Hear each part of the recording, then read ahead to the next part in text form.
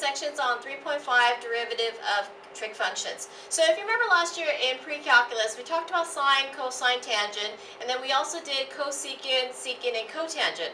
Well, this year what we're going to do is we're going to actually take the derivatives of the 6 trig functions. So let me just go over the 6 trig functions. So derivative of sine x becomes cosine x, derivative of cosine x becomes negative sine x, derivative tangent x becomes secant squared x, derivative cosecant x becomes negative cosecant x cotangent x, derivative secant x becomes secant x tangent x, derivative cotangent x becomes negative cosecant squared x. Okay?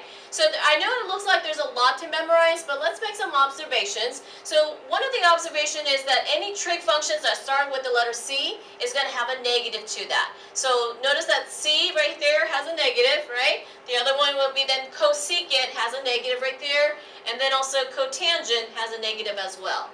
Okay? And also, a couple of years ago, we came up with this corny saying. I know it's a little corny, but this is something you'll remember. So if you are tan, we said that you're sexy squared, right? So that's how we got to get tangent, a derivative tangent x is secant squared x.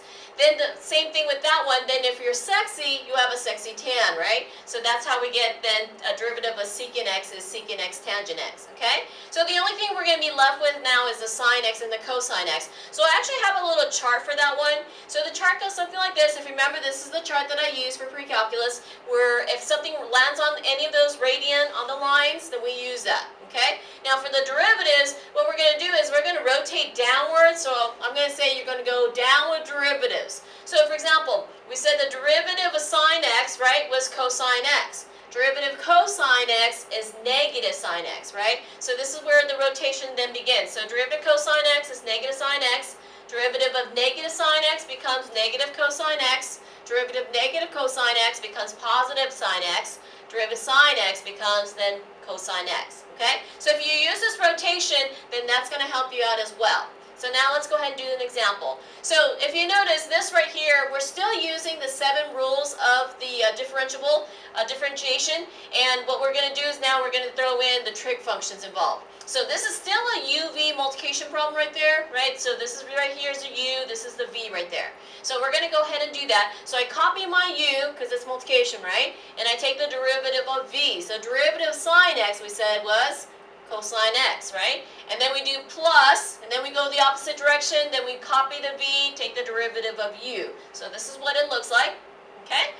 So we have that, again, that derivative we said was the sine x right there. We copy the sine x, take the derivative of u right there.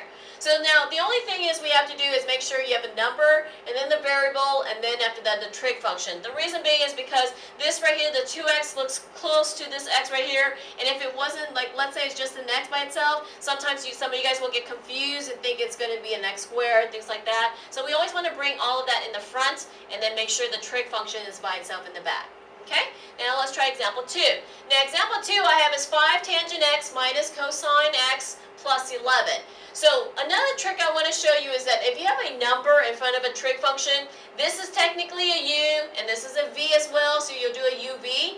But the problem is when you do that, when we come back to plus vu, the derivative of u is going to be 0 always, right? So what I would say is just then is to bring down the number and just take the derivative of this trig function right there. Don't bother to do uv and vu off of this. Just bring down the 5 and then take the derivative of tangent x. Okay? So we said derivative of tangent x was secant squared x, right? And then we have then right here is take all of this right here, the negative cosine x right there. The reason being is because that negative cosine x, I can use my chart. Remember the rotation part of it? So if you have negative cosine x, it becomes positive sine x, right?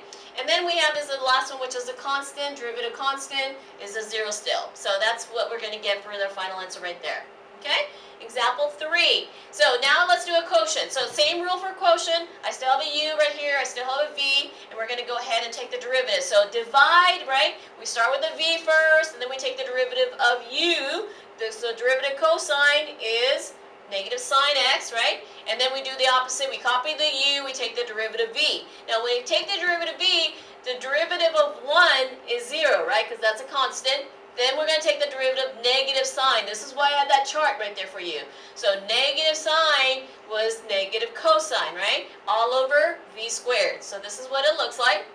I have as that minus sine x, that's again that v I copied, the derivative of cosine, which is that blue part right there. I copy the u again, and then I took the derivative of v right there. Okay, all over v squared.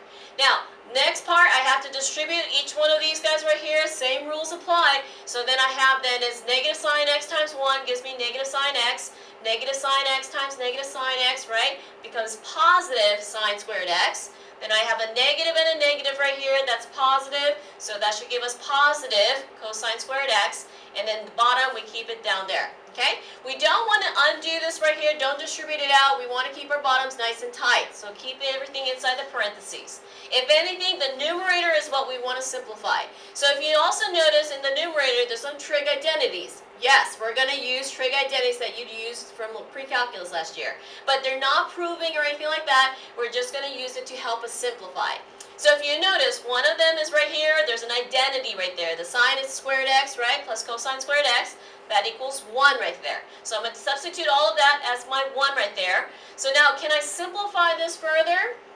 Well, it looks almost exactly alike. The only difference is this right here is a 1 in the front and this is in the back. So if we switch it, right, we put the 1 in the front and then we keep still that sign of negative sine x in the back here, now they look pretty much alike right there. Okay? So if they look pretty much alike, then we can cancel one of each, right, from the top and from the bottom. So your final answer becomes 1 over 1 minus sine x.